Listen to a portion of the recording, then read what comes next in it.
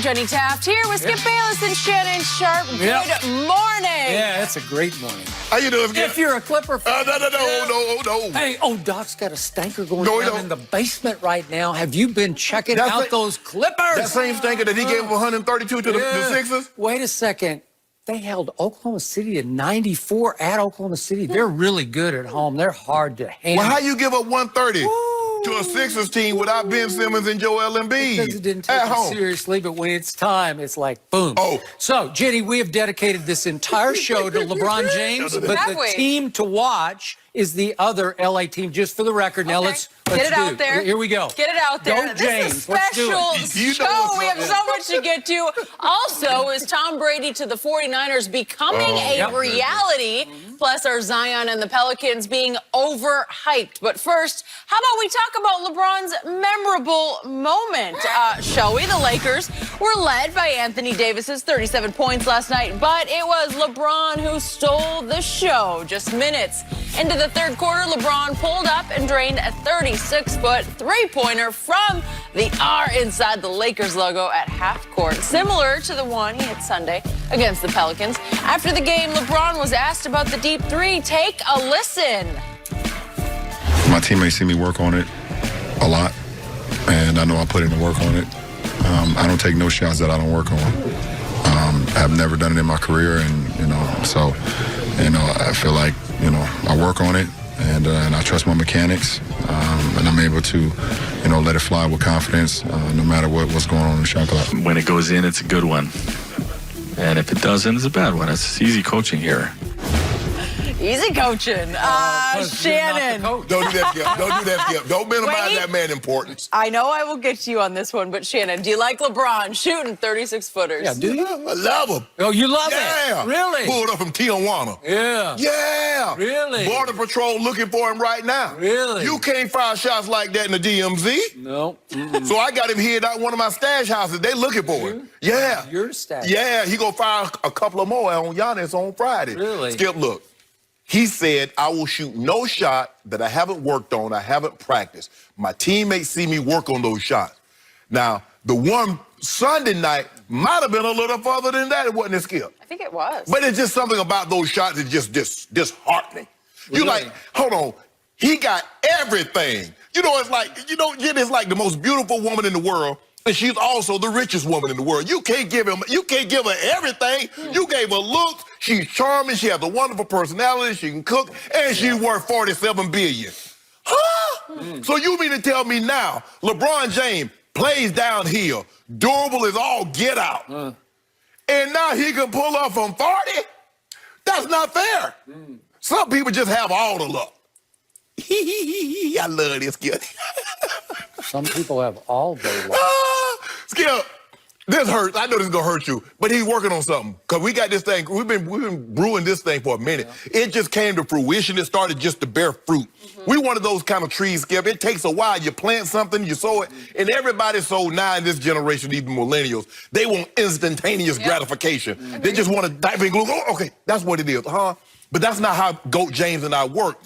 We sowed these seeds many years ago, and now the trees are starting to bear fruit. Now this jumper that you said was ragged and that you said was broken is just booming. 35% from the three-point line. Yep. Skip, did you know on three-pointers of 30 feet or more, he's shooting 33%? That's the ninth best percentage of somebody that's taking 15 of those. I mean, he up there with Trey Young. Ninth best? Wait a minute.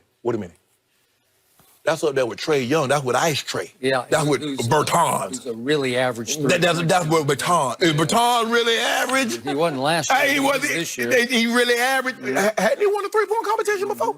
Yep. Has Okay. LeBron ever tried a three-point? Do We expect LeBron next year in the three-point competition? He just might. Be nice. He might just shoot just 4 pointers and win it that way, Skip Bayless. Look, the thing is that the reason why these shots are so wide open for LeBron, Skip, he still can get downhill. I do not, and like you said, Pop used to say, back off, you're still too close. Can you believe that? He's a superstar, and the rival coach, who is the Bill Belichick of the NBA, is waving his defenders, just let him shoot those threes. He can't make them. Yeah. Really? He can't, huh? That disqualifies the GOAT conversation right there. Look at AD. AD said, I know you ain't shooting. Yeah. Hey, still, when he I don't know if you noticed this. If we got it again, watch AD, because AD is coming up beside him. AD just turned and start going back down court because he already know what time it is. No, Skip. he just knew it. Look at that, Skip. Look at this. Look at this, Skip. Watch AD. Look at AD. AD, stop. Stop Jenny dead in his tracks. Right. He just knew it was good. Bam. Right. So we going back up court. Skip, so because like I said, you don't want him to go by you. He still can get by you. Lay the ball up. He still can get by you. Flush on your head. Get by you. Kick the ball for threes. So you're willing to concede that. Skip, you will concede that.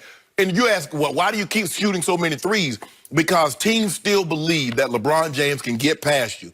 And so I would rather give up a 27-footer, a 30-foot three-point shot, as opposed to him driving the ball, laying it up, dunk it, or driving kick. So I'm going to give you that. That's why he's shooting so many threes. But he's working on that aspect of his game to get very proficient. I can see a scenario, Skip, that one day later in his career, probably like next year, the year after that, he'll be around 40% three-point shooter. Just like he's going to be a 75% shooter next year from the free throw line. Really? Yep. How many cases of Diet Mountain Dew can we bet right here, right now, that LeBron James doesn't have a single season left in him at 40% from three? I will bet you 1,000 cases right now. Oh, no. 1,000. How about this? How about 37? 37% from three is good. Oh, 37%. I think it's 37 cases. So did No. I. 37% from three. No, I'm not going to do that. No? What's that? Well, he's at 35 right now, right? So I'm saying 37. But look how far just think where he would be if he wasn't shooting 40-footers. He might be at 38 right now. Tell me when you're done. I'm done. Thank you. Here we go. Did I miss something? I might have. I don't know. Maybe I fell asleep too early last night and there was breaking news. Is there a 4-point line now in the NBA? I need to know. Is there a 4? Did that shot that we see right there, did that count 4 or just 3? Just 3. So if you keep going farther and farther away from the 3-point line, every foot away, does that count? No, it doesn't count anymore. So you just make it harder and harder and harder and harder until you're finally on the logo. Yeah. You're on the R of the Lakers logo, right? Yeah. And you get what out of that? What do you get from that? How does that help you on the scoreboard? It helps you 0, right? And I can make a very strong case that it detracts from your ability to score. So if the object here is to win the basketball game, that is a terrible shot, especially for that man. And it is terribly selfish for him to take it, given his history of three-point shooting, which is, I'm going to be nice about it, below average. Let's just look right here, right now, what that man is doing from the three-point line. That's way ahead. It's, what was that, 36 feet? They making that up. That's way beyond 36. Okay, so whatever it is, 40 feet, whatever it is. Yeah, that sounds better. That's like how many more feet past the real three-point line? 13. At least 13, you know, somewhere in I think that it was ballpark. like 27. Yeah, okay. At the top of the key.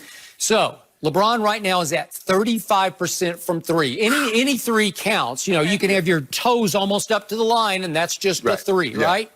So there are 50 players in this league who have attempted at least 300 threes, and that's pretty high volume at this point in the year. Remember, 50, 300 plus. LeBron is one of those. He is the 4th worst on that list at 35.1%. So he ranks 46th out of 50 three-point shooters who are considered high volume, 300 plus. That's pretty terrible. And now you're telling me he's doing that to his team and to his coach, who really is a quote-unquote coach, so he can laugh it off and say, well, if it goes in, it's a good shot. If it doesn't, it's a bad shot. Coaching here is easy, and then he tagged on, it's a piece of cake. Well, it is when you're not really the coach, because what's he going to do? Tell him not to shoot that? Okay. With anybody, Skip, with superstars, you don't tell them what to do. Okay, I got it. So if the object is to win, that's a bad shot. That's getting worse by the foot going backwards.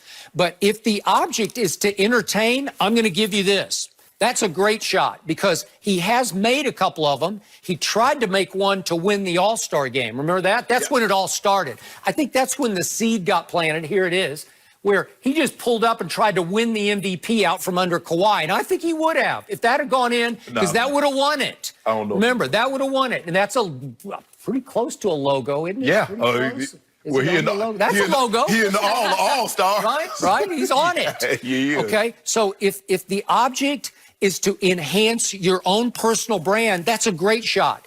If the object is to inspire oohs and ahs on social media from your billions of blind witnesses, that's the perfect shot to take. That's better than a big slam, seriously, because that's a new deal. That's a Steph Curry special. We're saying, I'm in Steph's league here. I can shoot it from 40 feet, and I'm going to give you this. He looks good when he shoots that shot. Yeah. In fact, of all the shots he shoots on the floor, that's his best form because he's shooting it with the most confidence because there's the least pressure on that shot. There you go. No, well, that's what it is. He's always looking for the shot where there's no pressure because who expects that to go in? I did. Are you expecting it to go in? Yes. Okay, well, trust me. If I am a rival coach, I am coaching my team before the game. Dare him to shoot it. Back off to the three-point line. Just stand at the three-point line and say, please be my guest out there, because he's going to be a 25, 20%. But I'm probably being like over nice to him. I don't think he can even make 20% of those. Oh, let me ask you a question. When he made that shot, can you tell the people at home what the Sixers did that weren't able to see that game? What did Brett Brown do immediately after he made that shot? I don't remember. He called a timeout because it was getting out of hand, Jenny. They're down 18 points. That made it an 18-point game. What good did it do to call timeout? Timeout. Just a second, Skip. If Avery Bradley or Danny Green makes a layup, they're not calling timeout. But